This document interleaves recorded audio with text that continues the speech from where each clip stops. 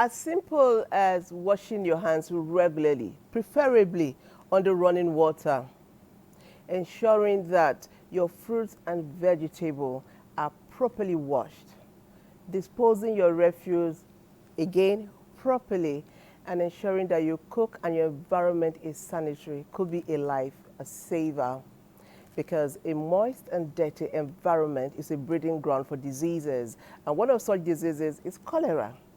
Cholera is caused by ingesting or eating contaminated food or water. Cholera is deadly. Let me repeat this. Cholera is deadly. Since cholera appeared in Nigeria, I think in 1972, it's been recurrent, it's been endemic. The worst case has been 1991, where about 7,000 deaths were recorded.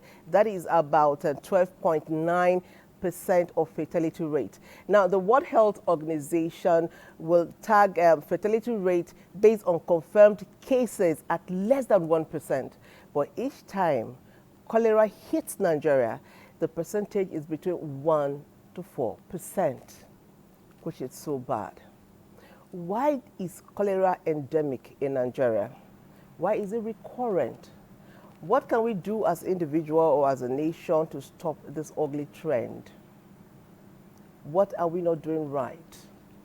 These are some of the questions we'll be answering today, because on the show, our focus is on sanitation, our health, narrowing it down to cholera.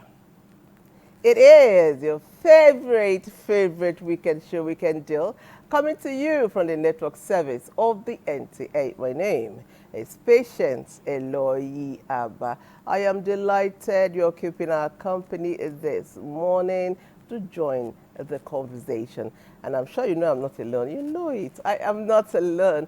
I am with the beautiful, delectable, kind-hearted, I must add, Selma. Patience, that's a trick intro, because I was going to use the word delectable to describe you this morning.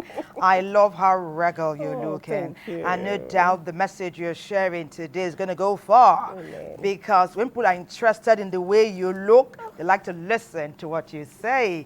Amazing opening there. Thank We you. welcome you warmly to Weekend Deal today. Do you know that cholera did not start in Nigeria or on the African continent?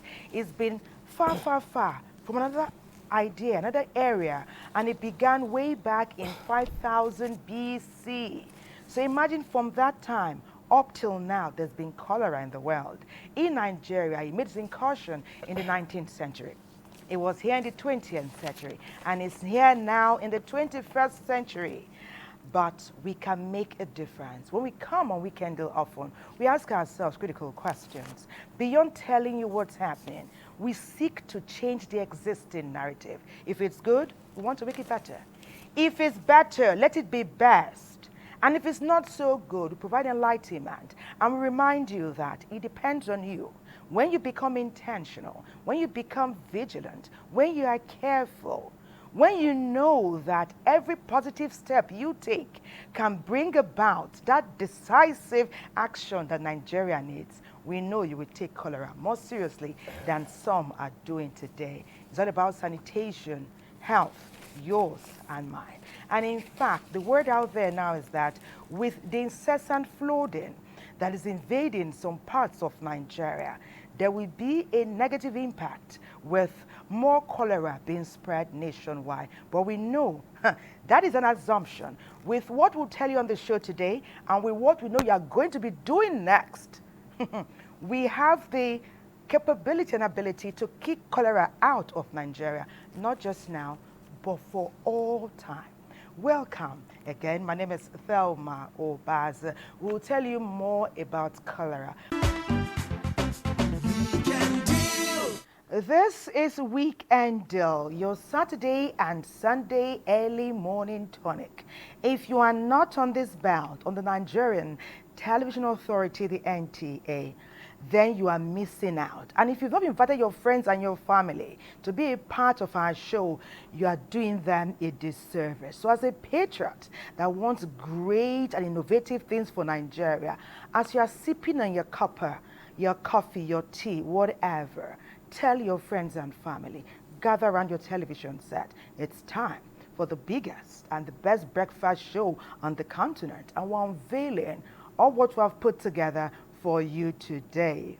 It's all about cholera, and the power is in your hands. Talking about sanitation, hygiene, little things that you can do to prevent cholera, because so far we hear that over 2,000 cases have happened in Nigeria, and there have been fatalities. We are saying no more. Let's change the narrative of this discourse, and we need your help, your contribution, and your intentionality to bring about that change. Our program feature will set the tone for our conversation. Stay with us, send in your messages. Patience is on hand with the iPad to tell us how you're feeling and what's happening in your part of town. According to the World Health Organization, cholera is an acute diarrhea infection that causes an extremely virulent gastrointestinal disease, which remains a global threat to public health. Cholera is first and foremost caused by drinking water or eating food that is contaminated with the pathogen called Vibrio cholerae. While diarrhea, a persistent passage of watery stool and body fluid, is a major symptom of cholera, Professor Stella Smith of the Nigerian Institute of Medical Research, NIMR, sheds more light on the nature of diarrhea synonymous with cholera. Cholera is actually diarrhea, but a kind of diarrhea in that you describe it more by saying rice, water, stool. You know, when you are washing rice, that grayish thing that you see, that it's there. So when you have that kind of stool, yes, so it's typical of cholera caused by Vibrio cholerae.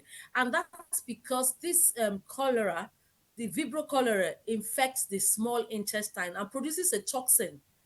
That toxin is the one that enables the secretion of copious amounts of water in the body. So it now comes out as diarrhea. Aside from getting exposed to cholera through ingestion of contaminated food and water with the bacteria Vibrio cholerae, other factors aid the spread of the disease.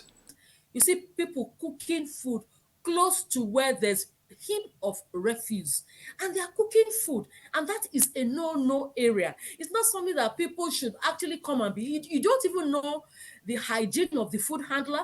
Maybe the food handler has gone to toilet without washing their hands with soap and water.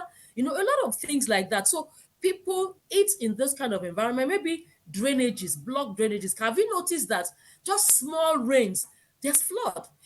As virulent and life-threatening as cholera is, with the common symptoms of diarrhea, vomiting, dehydration, and muscle cramps, experts say it is preventable. Then in terms of food, make sure that the food is cooked. Raw fruits and vegetables should be washed thoroughly. You know, cook the food properly and cover. Even the water, when you boil your water, you cover them, because you can still expose them to flies that could carry those germs, not only those ones that cause cholera, those other ones like typhoid. You also know that it's also a waterborne infection as well. With the rains here, blocked drainages, open defecation, all these can increase the risk of contamination and the spread of the disease. The place of sanitation, therefore, cannot be overemphasized in the prevention and control of the outbreak. Cholera should not lead to death if all that the experts advise are observed diligently, particularly imbibing personal hygiene and reporting any suspected case quickly to the nearest health center for diagnosis and prompt treatment. Little things we can do to ensure that we are healthy even in this season. I remember telling you that when the environment is moist and dirty, it becomes a breeding ground for diseases. Now, leading that conversation is NTA Bauchi as it tells us about rain and communicable diseases. Let's see this. With beautiful and favorable weather conditions, the rain comes. People go about their activities with high expectations of bumper harvest. But the rain also comes with the challenges of communicable diseases such as influenza, hepatitis, tuberculosis, cholera, and so on. Cholera, as one of the communicable diseases, is an acute diarrheal infection caused by injection of contaminated food or water. What caused the cholera outbreak is actually the open defecation in our environment that is rampant everywhere, and lack of adequate water supply and good hygiene. And when the first rain comes, it washes all the stool that is not open, both in villages and in town. And then the stool will now move into the well and other places where children can have access to when they are bathing and they drink it, and the cholera will start. And that was the beginning of the cholera outbreak. Cholera has affected many states in Nigeria already. In Bauchi State, suspected cases of cholera has been recorded so far. We are having some suspected cases of cholera in Bauchi State since January, and we have some cases, suspected cases, which was not confirmed.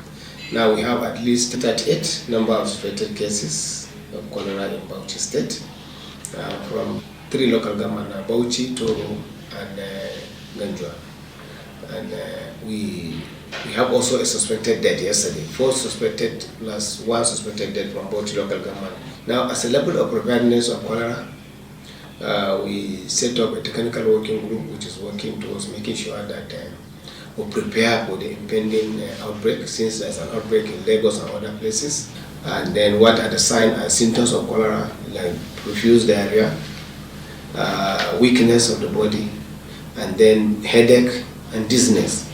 Most people, when the stool is coming, it doesn't need any effort. It's effortless stool, and it is like rice and uncooked stew, uncooked rice. It will come out without any effort, and within a minute, the fluid will cause hypoxia in the brain and then cause what we call hypovolemic shock and death.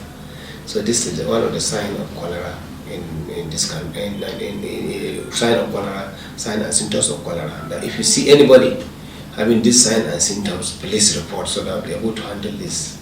Observing environmental sanitation and maintaining good personal hygiene helps in preventing cholera. The last Saturday of every month is slated for environmental sanitation in Bauchi.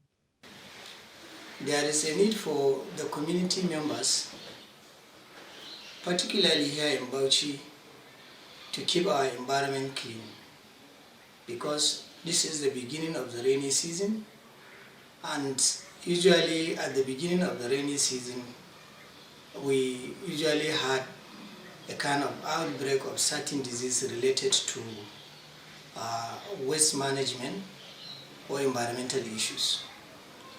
So I am urging the entire community to keep their environment clean. How do you keep your environment clean?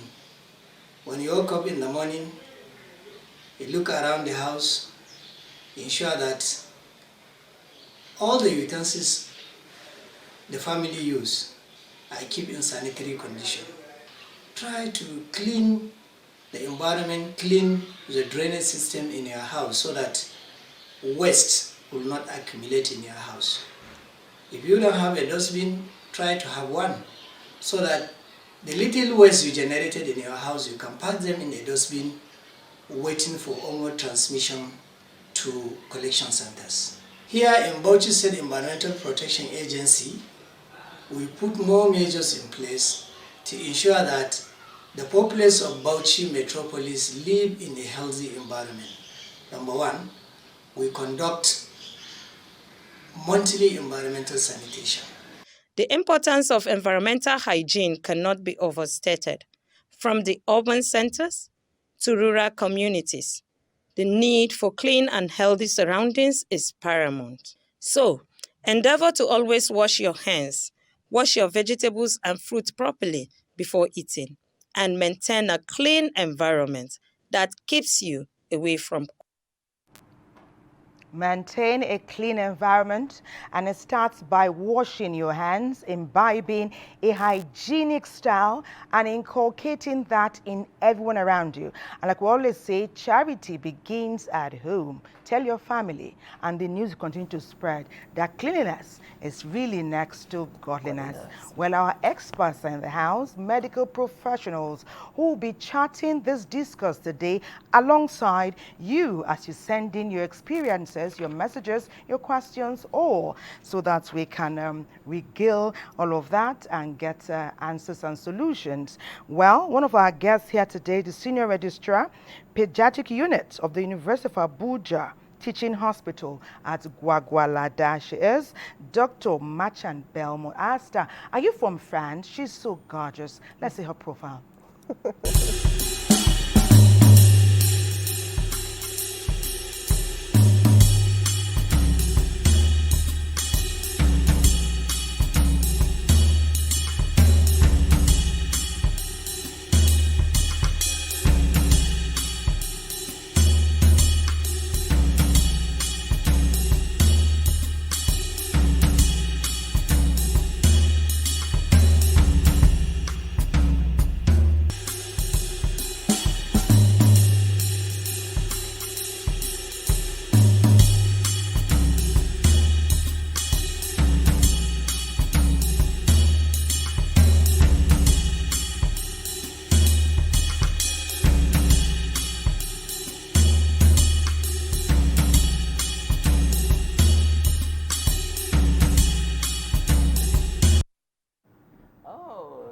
So you're welcome to Weekend Deal. Thank you very much. As It's you good said, to you be look here. beautiful. Thank you. Okay, now and again, joining the conversation is another good-looking young man. Today we have good-looking people in the studio, what we call beauty and brains. He is Dr. Abiodun Oguniyi. He's an epidemiologist, all right, I got it right, and medical microbiologist with NCDC.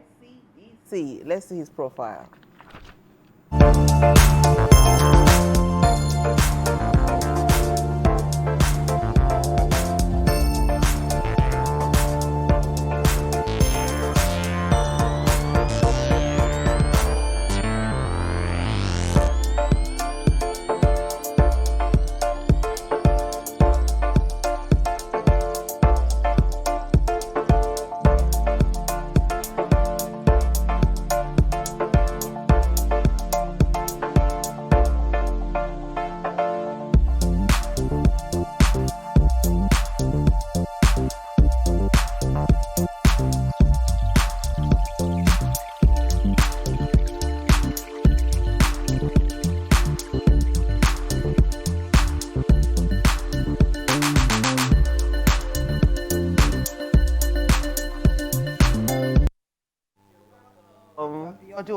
Yeah. To the Weekend Deal studio today, epidemiologist and medical microbiologist.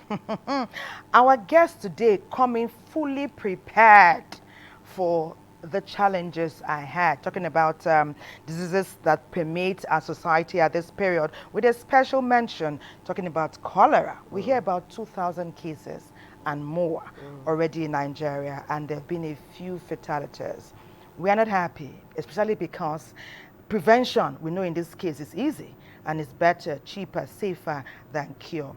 But tell us, why does it seem that cholera makes incursions into Nigeria as it will when it's easy to prevent?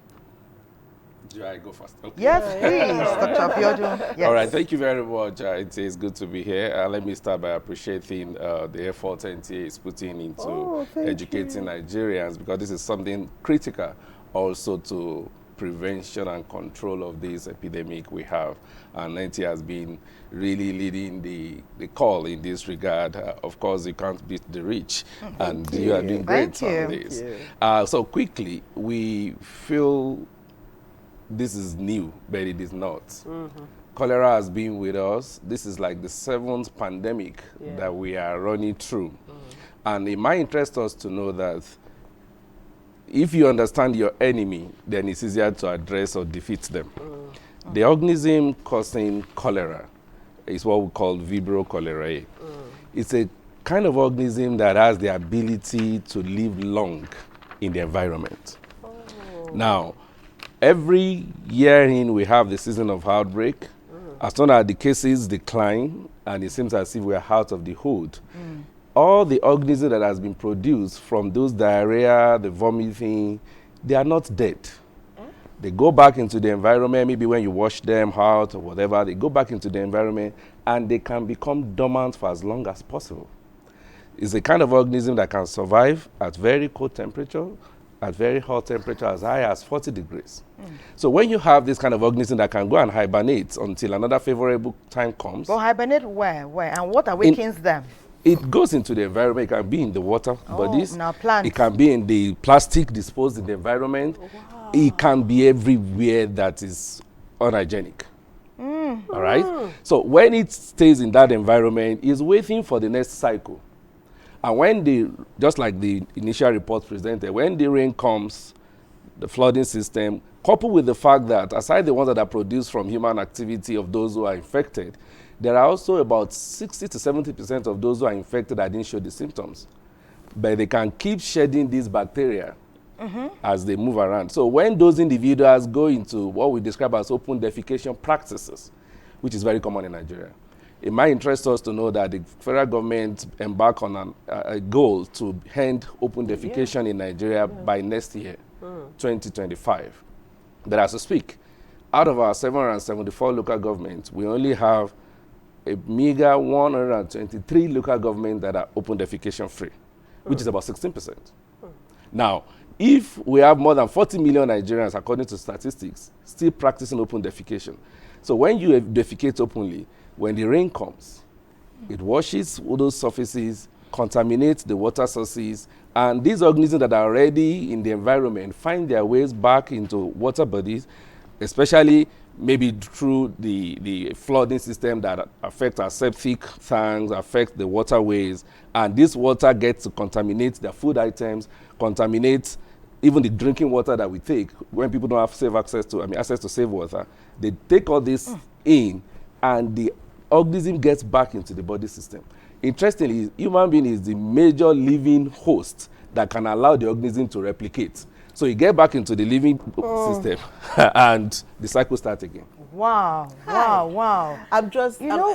know patients would like to ask Dr. Belmont some questions. Yes. But we're being told to take a second break.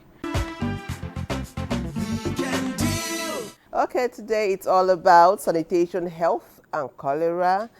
Yes, our focus is on cholera. And joining the conversation now is NTA Abuja as they tell us preventive measures and treatments. A prolonged bout of diarrhea or vomiting, which is a feature of communicable diseases like cholera, can cause the body to lose more fluid, resulting in dehydration. A severe case of dehydration can cause the kidneys to shut down. The good thing about this disease is that it's preventable and is treatable if early presentation at the hospital or health facility is made. In preventing this, I would just say look at safe water and hygiene.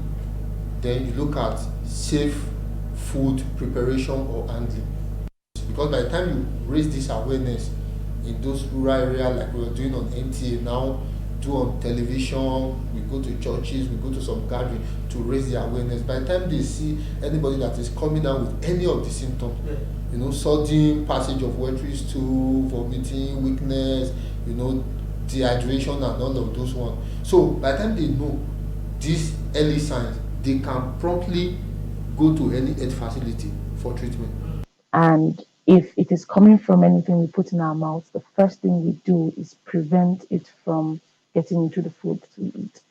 Things such as hand washing, proper sanitation, prevention of defecation in public sewages, proper cleaning of our gutters, proper waste disposals and waste management, proper water systems. Even if you get this water from the bowl or the wells, boiling can be a means of cleaning or decontaminating your water. We also have different companies that come up with these chemical methods, which are quite inexpensive to put in the water and allow killing of the bacteria that causes, cholera. The most important part of cholera treatment is preventing or reversing dehydration with the oral rehydration therapy, which is made up of the oral rehydration solution (ORS) and the intravenous fluids therapy. It has a spectrum. It can be mild, moderate, and severe. So for those that are mild to moderate, oral rehydration solution. Now WHO has made it simple. We have this sachet oral rehydration solution. We advise each household to have it. This bottle is 750 mils, which is not up to one, it's not up to 1 liter. So if you get one bottle of this, if you get two bottles, it means you use full one and then 1/3 of it. So by the time you do that, you just pour it directly into it because you are sure of what is necessary. You pour it, you cover it, you shake it, start drinking. That one is just for you to give the child temporarily while you seek care. Normally, if you constitute that, if the person does not finish it within 24 hours, after 24 hours, you discard the remaining one and reconstitute another one. But for severe, when the person cannot take orally, so it means you have to take IV, that is intravenous, that is the one you now pass the IV fluid into the body system through the IV giving set. So to rehydrate the person. So once we rehydrate the person, it keeps the person alive. We have a formula, 8 level teaspoon of sugar to 1 level teaspoon of salt in 1 liter of distilled water, and it should be given at 1 liter every 8 hours for an adult, or at 100 mils per kilogram in children. This can help mitigate or slow down the progression of the disease, strengthen the patient, and aid the patient's body to fight the disease. Currently, there are 3 WHO pre-qualified oral cholera vaccines (OCV), with the first developed in Sweden in the 1980s. Actually, there are vaccines for oral cholera vaccines that we call OCVs. I think we have about majorly 2 of them, but there are about 3. We have the one that we call Ducora, we have Shamcor, and we have Gruvicor. It is given with 2 doses between 7 to 6 months, 6 weeks apart. So from the first dose to the second dose, it should not be more than 6 weeks you give it, because the first dose only gives about 6 months of protection, and with the 2 doses, it can expand to as much as 3 years. Those between the ages of 5 to about 65 years can have the vaccine. So basically, almost every Nigerian, because that's our average age group, and it is given orally. It helps to reduce the severity of the disease and to reduce death in the population. Research has shown that hydration is essential for communicable diseases with features of diarrhea. Drink plenty of clean, safe water and engage in hygienic practices, which is crucial to healthy living. In spite of the fact that there's a vaccine, that can prevent one getting cholera, it's still better, safer, cheaper to prevent cholera at all levels. Many thanks to Urian Hatim from NTA Abuja. We continue the conversation here. Dr. Machan Belmont had hardly spoken. We want to hear her voice. Let me ask you, Dr. Machan, because of the ignorance, or perhaps can we say like a lackadaisical attitude of a few, an entire nation may be paying a huge price, because over 2,000 cases, there have been some fatalities. We are saying we want it to stop. Now we've heard about how it continues to reoccur and reawaken in our society and in our country. We don't want it to reoccur again. We know it is possible, but it takes commitment. What can all Nigerians do, irrespective of status or gender? Thank you for that question. I think for prevention of cholera and preventing reoccurrence, it has to do with us, the people, and the government. Because looking at cholera, since it has been reoccurring, is a disease of has to do with lack of access to water, good water, and sanitation, environmental and personal sanitation. So for it to stop reoccurring, we have to go back to the grassroots and see how we can reduce the lack of access. So how do we improve the access? That's when it comes to the aspect of the government. One of the Sustainable Development Goals is it talks about ensuring availability of good potable water to everyone and sanitation, and also reducing open defecation. So looking at it, if the government is to ensure good water, access to good water, I think it requires improving the budget, looking at budget allocation to health. Apart from that, increasing budget allocation to it, we now look at the attitude of the people in the process, in the aspect of sanitation, personal and environmental sanitation, because we have a lot of people, we talk of open dumping, people throw dirt in the drainage, people defecate everywhere. So these are the things, when you look at the aspect of personal and environmental hygiene, these are the things that when you throw dirt in the drainage, it blocks the waterway. What happens? Open defecation. These are the things that leads to recurring cycle that most time during the rainy season, you see there is usually an epidemic. And most time when there's an epidemic, during this period, it affects all. Maybe during the endemic, if it's just the normal level of cholera, it may be just people that are at risk. You look at the immunocompromised, the children and others. But during this period of outbreak, it affects everybody is at risk. And who are the people more of? People that live in the urban slum area. Like even within Abuja, we have places that are like slum, looking at people in the rural area. And children, especially children less than 5 years, these are the people that are at risk of coming down with severe disease.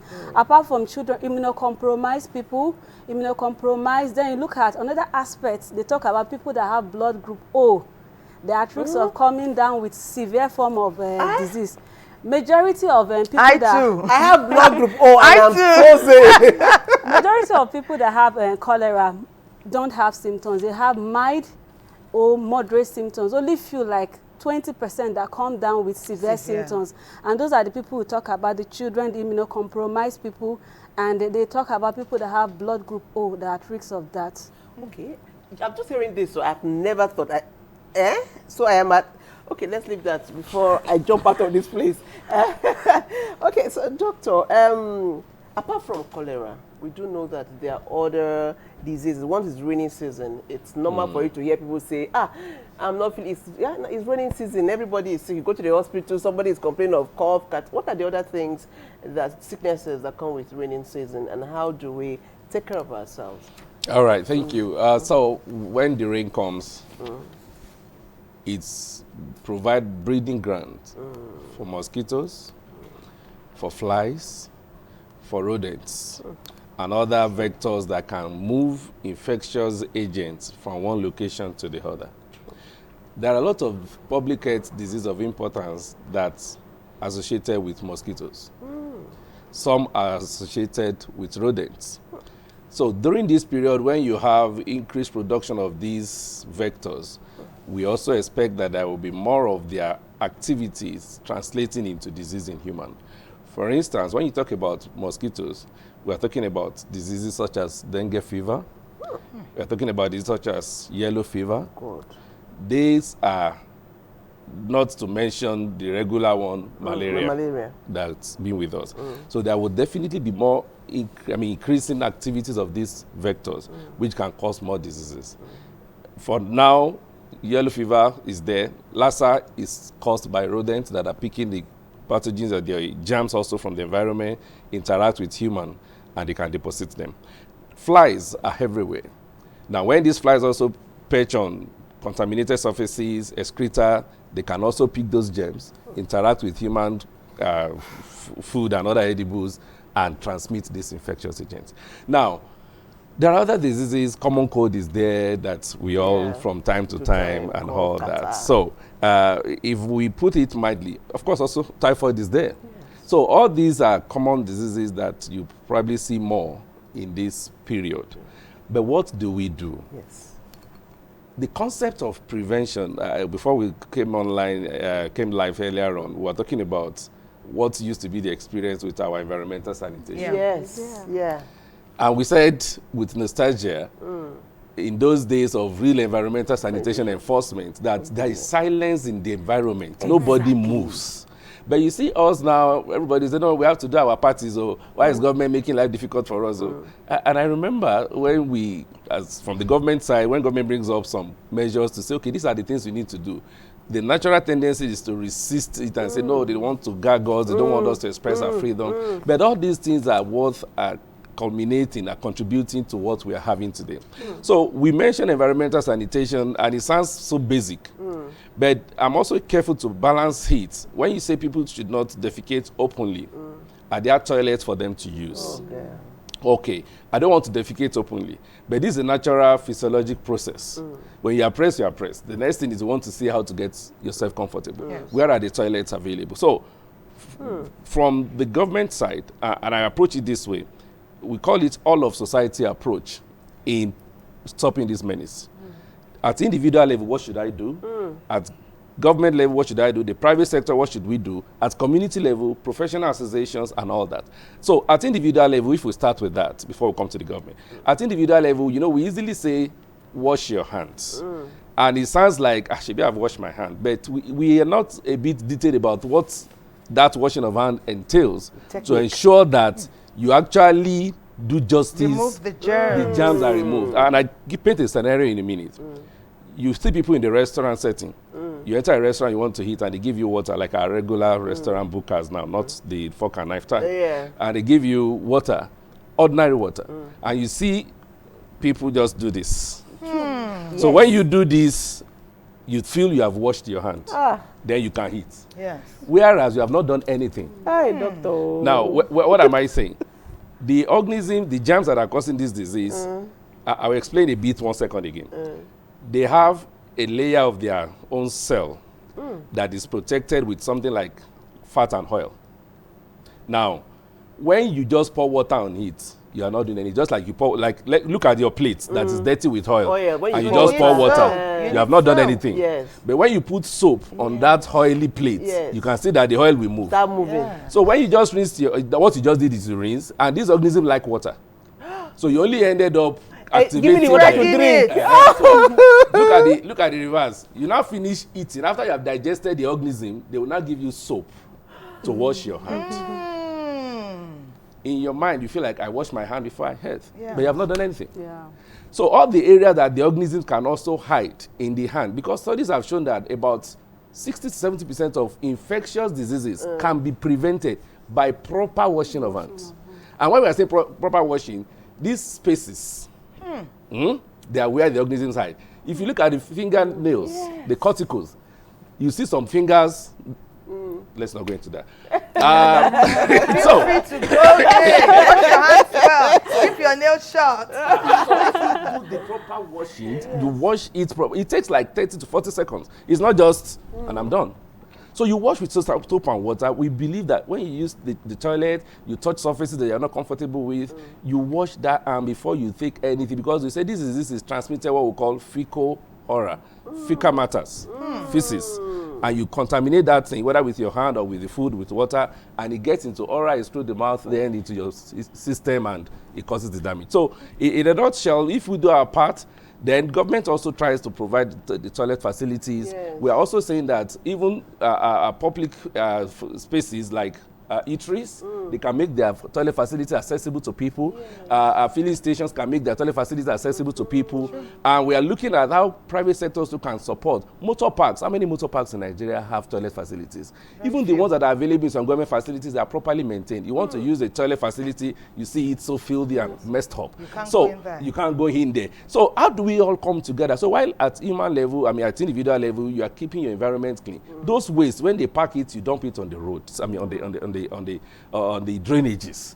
Who is going to pick it there? And when the flood comes and takes it back to us, and the cycle continues. So we need to hold ourselves accountable in your community. What are the community associations doing? I know there's a lot to talk about this. What are the community associations doing to ensure that we keep our environment clean? Hold everybody accountable.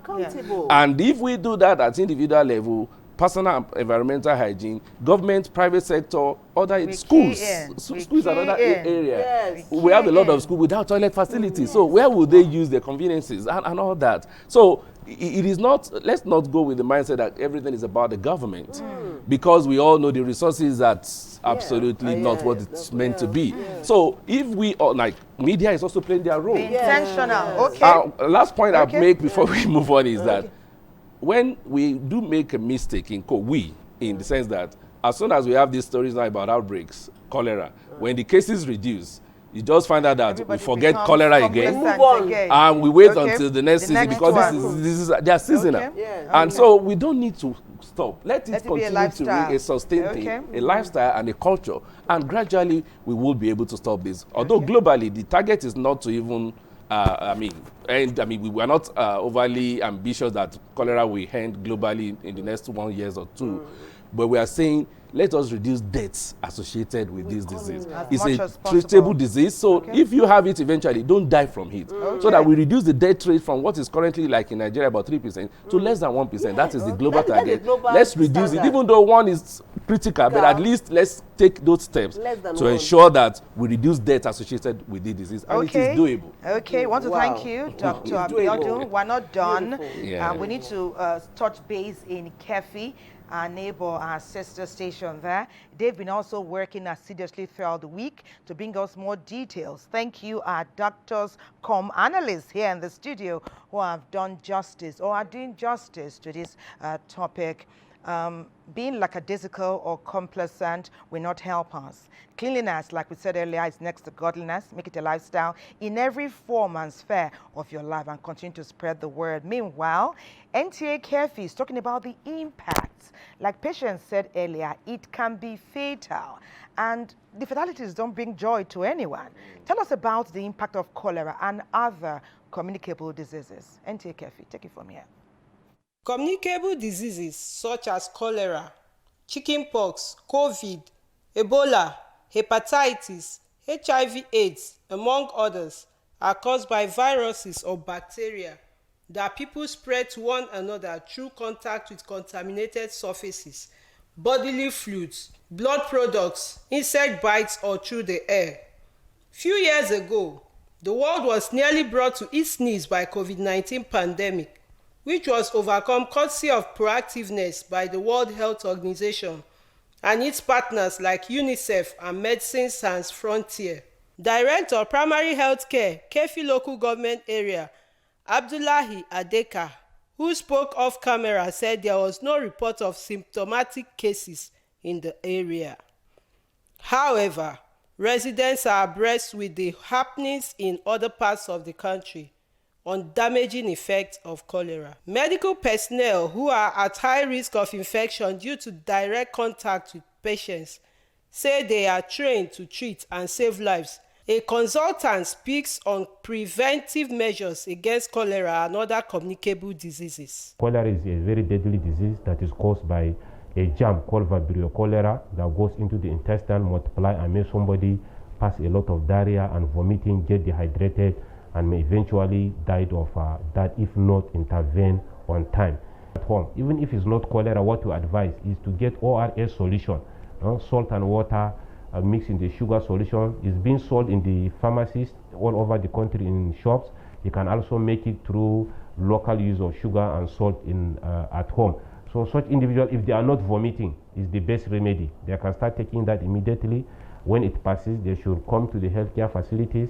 Doctors will make diagnosis, set an IV line for them, and then use some antibiotics to treat such disease. And most of them, if you come early, the mortality means the death rate will actually reduce drastically from such individuals. Some residents of Kefi are of the opinion that sensitization programs should be organized for rural dwellers as part of measures to curb cholera outbreaks. So there should be a program and the means of reaching people from the grassroots, mobilizing. There should be the kind of training, try to enlighten people. Then situation that by reaching people from city to city or from local government to local government, in order to sensitize them how they can take care of the environment mostly dumping of things. To combat outbreaks, I think we need to have more medical equipment and basically more primary healthcare centers where these outbreaks can be tackled from the rural areas, first of all, before they even break out into large cities where the control is not possible anymore. Call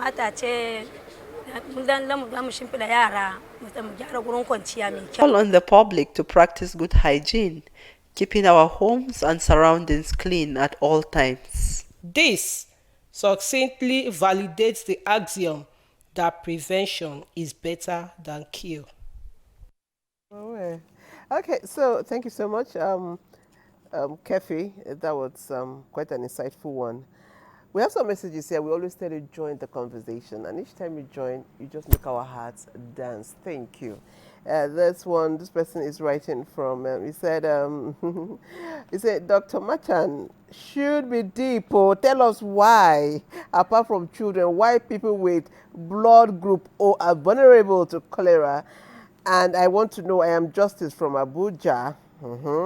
And the next one say, my name is Festus from Oyigbo. I love your show. Thank you so much, NTA, for this awareness. You're welcome. Okay, then we have somebody here. Oh, it's a long one. It's from Nana. It said, I'm here again. I missed you since Monday when you stopped on Sunday. I've been waiting for today. Thank you for coming on. I love your show. I am happy you're here. I am excited. Well done, NTA. Okay, so people want to know. Let me just, everyone else, because I am blood group O, and I've been thinking, Dr. Shay, I've been worried. You said it. Why are we vulnerable? I was expecting this question. It's proposed that they say cholera toxin hyperactivate a key signaling element in the intestine, and people with blood group O have high level of that. So that's what makes that scientific grammar you just said? They said there is a particular signaling element in the intestine in which people with blood group O have high level. Okay. So that's why it is proposed that people with blood group O, when they come down with cholera, they tend to have severe cholera. They tend to come down with severe symptoms compared to other people. So that's one aspect in which blood group O patients, they are vulnerable. So that's what is proposed in the books because of that thing, that signaling that is in the intestine, which is high in people with blood group O. So they come down with severe symptoms of cholera compared to other blood groups. Okay, that's good. So we should be extra careful, extra vigilant. We are too, right? Yes. Oh, okay. The intentionality is real. It's real. I'm not joking. Okay, so there's something about this cholera. Before cholera, we have normal diarrhea. People have normal diarrhea and vomiting. Yeah. Now, how do you know the difference? Let's say somebody is actually having diarrhea at home. How do you know that this one is different from the normal one, or this is cholera? How do you know? Okay. Yeah. All right. So the type of, should I use the words stool now, or feces that is produced, if the infection is caused by this organism that we call Vibrio cholerae, is a bit characteristic. And that's what we describe as rice water stool. Like when you cook your rice, that water, the color, the appearance, as in the way the color looks like. Then the frequency, because most times it's an acute onset. By acute, we mean it starts suddenly. It's a disease that can start within hours of getting the organism into your system, and within 2, 3, 4 days. It's not a disease that's you get today, then it takes like 2, 3 weeks. No, some within hours.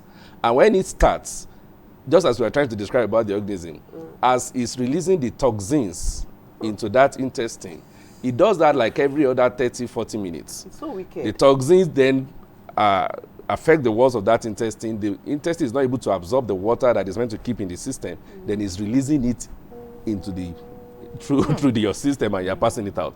And that water is not just water, it's the fluid that has electrolytes.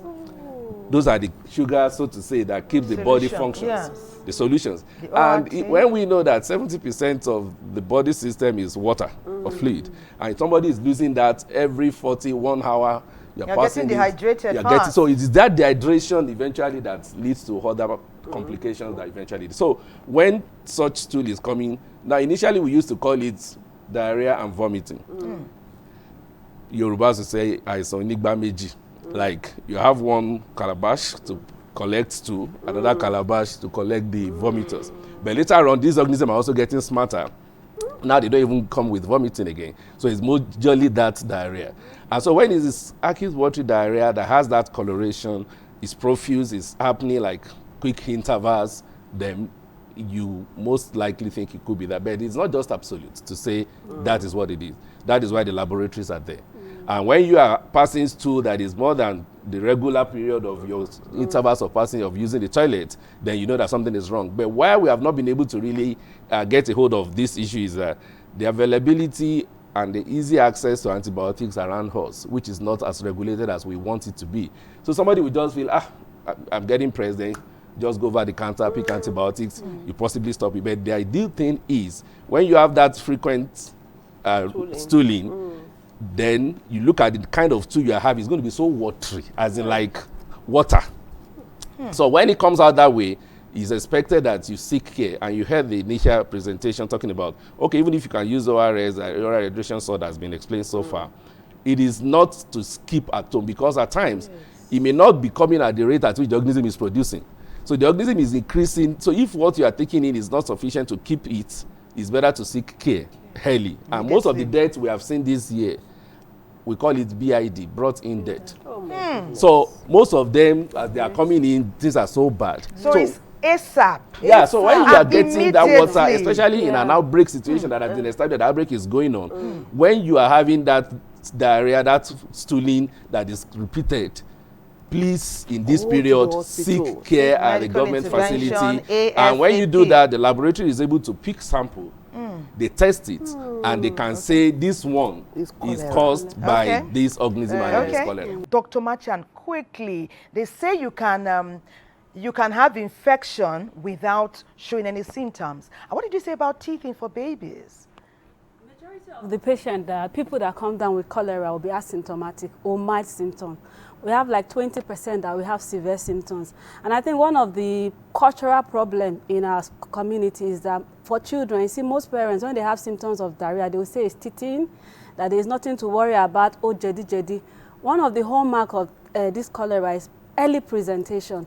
When your child has signs and symptoms, start ORS and bring the child early to the hospital to prevent morbidity and mortality, because when you bring the child late and there are symptoms of dehydration, at times acute kidney injury and other things can set in and can lead to mortality. So early presentation, if your child has diarrhea disease, start ORS, bring the child immediately to health facility, let the child be seen by a doctor or a medical personnel. At the end of the show now, let's take our final words from our doctors, our experts in the house, and I'll start with Dr. Abiodun. All right, I will close by saying wellness is not a destination, it's a journey. And prevention is like a visa to get there. Prevention is not also only the right thing to do, it's a smart thing to do. Did you do that? You save lives, you save costs, and you save all the associated traumas relating to this. So we encourage Nigerians to please play our parts in keeping the environment safe and clean. Take all the messages we've spoken about so far. And for us at the Nigeria Center for Disease Control, we are committed to protecting the health of Nigerians, but we need all of our support. Thank you so much. Well said. Yeah, so Dr. Machan? Yeah. I think I will close by saying, as he said, prevention is better than cure. Cheaper. And cleanliness is next to godliness. The emphasis for breaking the cycle of cholera is on access to good environmental and personal hygiene and community involvement. Apart from the community involvement is a hallmark, because it's just a few percentage of people that present to the health facility. The main work is to be done at the community level. So let's pay attention to our hygiene and keep our environment clean. Together we can end this endemic. I mean, we can end it. It should not be a yearly festival. Did I say festival? Let's make it a lifestyle. Yeah, let's make it a lifestyle. Cleanliness, make it a lifestyle. You know? Keep our environments clean. Let's stop this. And the life of other Nigerians are in your hands. If you're like a difficult or if you're complacent about your health and your hygiene. Absolutely. Well, please. So God bless Nigeria. See you again tomorrow. Goodbye. Thank you, NTA.